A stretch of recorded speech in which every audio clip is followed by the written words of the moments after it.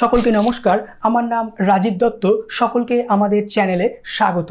আজকে আমাদের মেইন যে টপিক তা হলো modern computer application class 12 introduction to spreadsheet অর্থাৎ MS এক্সেল 2007 অর্থাৎ 4th চ্যাপ্টারের ডে 9। আজকে আমাদের ভিডিওর মূল বিষয় হলো MS এক্সেল 2007-এ ওয়ার্কবুক তৈরি ও সংরক্ষণ অর্থাৎ সেভ কিভাবে করতে হয় তা আজকে আমরা এই ভিডিওর মাধ্যমে জানবার চেষ্টা করব। তো ভিডিওটি তোমরা প্রথম থেকে শেষ পর্যন্ত দেখো। ভিডিওটি ভালো লাগলে অবশ্যই একটি লাইক, শেয়ার এবং সাবস্ক্রাইব করে দিও, এবং যারা চ্যানেলে প্রথমবার ভিজিট করছো তারা অবশ্যই চ্যানেলটিকে সাবস্ক্রাইব করে রাখো। তাহলে চলো শুরু করা যাক আজকের ক্লাস। সকলকে ওয়েলকাম। তো প্রথমে আমরা জানবো যে কিভাবে একটি ওয়ার্কবুক তৈরি করতে হয়। তো প্রথমে আমি MS এক্সেল 2007-এর যে অ্যাপ্লিকেশন সেটা ওপেন করে নিয়েছি। তো অলরেডি এটি একটি ওয়ার্কবুক, কারণ আমরা যখন ওয়ার্কবুক ওপেন করি তখন প্রথমে যে ওয়ার্কশিটটি তৈরি হয় সেটি হলো একটি ফার্স্ট ওয়ার্কবুক, অর্থাৎ এখানে লেখাই আছে দেখো যে বুক 1, অর্থাৎ অলরেডি আমরা একটি ওয়ার্কবুক তৈরি করে নিয়েছি।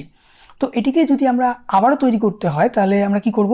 তো প্রথমে আমাদের যেতে হবে অফিস বাটনে। তো অফিস বাটনে আমি ক্লিক করলাম, লেফট ক্লিক অবশ্যই, তারপরে গেলাম নিউ অপশনে, নিউ অপশনে ক্লিক করলাম। তারপরে দেখো নিউ অপশনে ক্লিক করবার সঙ্গে সঙ্গে একটি আমাদের সামনে ডায়ালগ বক্স অ্যাপিয়ার হবে যার নাম নিউ ওয়ার্কবুক। এখানে তোমরা নিশ্চয়ই দেখতেই পাচ্ছ যে এখানে লেখা আছে নিউ ওয়ার্কবুক। তো এবার নিউ ওয়ার্কবুকে ব্ল্যাঙ্ক ওয়ার্কবুক এই অপশনটিকে সিলেক্ট রেখে তারপরে আমাদের যেতে হবে ক্রিয়েট বাটনে।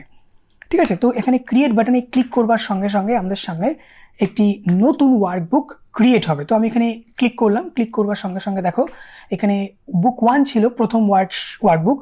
তো আমাদের সামনে এবার বুক 2 বলে যে ওয়ার্কবুক সেটা এখানে ওপেন হলো। ঠিক আছে, তো এভাবে আমরা একটি ওয়ার্কবুককে তৈরি করতে পারি, নিউ ওয়ার্কবুক বা ব্ল্যাঙ্ক ওয়ার্কবুক তৈরি করতে পারি। ঠিক আছে, তো এটিকে আমরা যদি ডায়াগ্রামের মাধ্যমে বোঝার চেষ্টা করি তো এরকমভাবে আমরা বলতে পারি।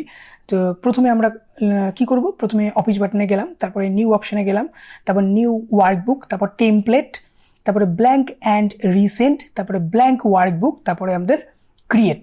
ঠিক আছে, তো এই হলো কিভাবে ওয়ার্কবুক তৈরি করতে হয় সেটা। এরপরে আমাদের জানতে হবে যে ওয়ার্কবুককে কিভাবে সেভ করতে হয়। তো সেভ করার প্রসিডিওর কি? সেভ করতে গেলে ধরো আমি প্রথমে একটি ফাইল তৈরি করে নিচ্ছি। তো এখানে আমি লিখলাম কম্পিউটার অ্যাপ্লিকেশন, ধরুন এখানে লিখলাম কম্পিউটার অ্যাপ্লিকেশন লিখলাম। লিখবার পরে একটু আমি ফরম্যাটিং করে নিই যাতে দেখতে সুবিধা হয়। লিখলাম। এবার আমরা এই ফাইলটিকে সেভ করব। তো প্রথমে আমরা গেলাম অফিস বাটনে, অফিস বাটনে যাওয়ার পরে সেভ অপশানে ক্লিক করলাম। এই গেল সেভ অপশন। ঠিক আছে, সেভে ক্লিক করতে পারি বা Ctrl+S শর্টকাট কি দিয়েও আমরা করতে পারি। তো আমি সেভে গেলাম। সেভে গিয়ে আমাদের সামনে একটি ডায়ালগ বক্স অ্যাপিয়ার হলো যার নাম সেভ অ্যাজ ডায়ালগ বক্স। এই হলো সেভ অ্যাজ ডায়ালগ বক্স। তো এখান থেকে আমরা যদি কোনো লোকেশনে সেভ করতে হয়, ধরুন আমি ডেস্কটপে সেভ করতে চাই, তো ডেস্কটপে যাব। ডেস্কটপে গিয়ে আমরা নিউ ফোল্ডার তৈরি করলাম, একটি ফোল্ডারে আমরা সেভ করব ফাইলটিকে। তো আমরা ফাইলটির নাম দিলাম নিউ ফোল্ডারে রেখে দিলাম। এবার জাস্ট এই নিউ ফোল্ডারটিকে ওপেন করব, ডাবল ক্লিক করলেই ওপেন হয়ে যাবে। তারপর এখানে ফাইলের যে নাম, সেই ফাইলের নাম আমরা এখানে টাইপ করব, এই যে এখানে ফাইলের নাম। ঠিক আছে, তো এখানে ফাইলের নাম সাপোজ ধরুন আমি লিখলাম হ্যালো। জাস্ট এবার লিখবার পরে ফাইলের নাম টাইপ করবার পরে আমাদের এখানে সেভ বাটনে ক্লিক করে দিতে হবে। ওকে, তো ক্লিক করবার সঙ্গে সঙ্গে দেখো আমাদের যে ফাইলের নাম ছিল বাই ডিফল্ট বুক 2 সেটা চেঞ্জ হয়ে গিয়ে এখানে হ্যালো যে নামটা কিছুক্ষণ আগে আমি টাইপ করলাম সেই নামটা এখানে ডিসপ্লে হচ্ছে। তো এভাবে আমরা কোনো ফাইলকে সেভ করতে পারি। ঠিক আছে, এটিকে আমরা যদি ডায়াগ্রামের মাধ্যমে আমাদের যদি বুঝতে হয় তাহলে আমরা এরকমভাবে বুঝবো।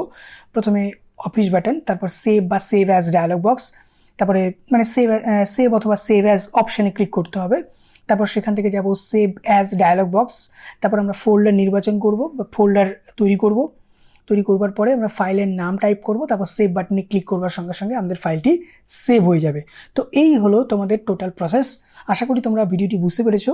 ভিডিওটি ভালো লাগলে অবশ্যই তোমরা ভিডিওটিতে একটি লাইক, শেয়ার এবং সাবস্ক্রাইব করে দিও, এবং যে সমস্ত বন্ধুরা আমাদের চ্যানেলে প্রথমবার ভিজিট করছো তারা অবশ্যই চ্যানেলটিকে সাবস্ক্রাইব করে রাখো, এবং অবশ্যই আমাদের চ্যানেলে অনেকগুলো মক টেস্ট দেওয়া আছে, সেই মক টেস্টগুলো তোমরা দিয়ে দেখতে পারো।